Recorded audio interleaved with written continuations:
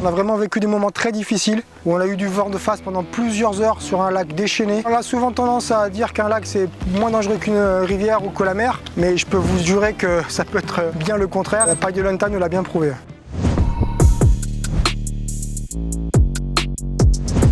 Alors cette expédition, elle a germé il y a maintenant plusieurs années et là ça s'est vraiment concrétisé avec cet effet Covid tout simplement. L'équipe s'est réunie au fur et à mesure gentiment et on a créé une Dream Team. C'est vraiment à l'origine le projet de Julien. C'est lui qui voulait partir à Pagliolanta. Au début j'étais un peu sceptique et du moment où il m'a montré la carte, j'ai vu qu'il y avait de l'eau partout, plus de raison de ne pas y aller. C'est le moment où est arrivé Dacia. Le Duster nous a vraiment rendu service en ce qui concerne les navettes pour nous amener au débarquement ou nous ramener de la fin de la rivière. On a presque plus de 8000 km parcourus, plusieurs centaines de kilomètres de pistes ici en Suède et le Duster a largement rempli son contrat.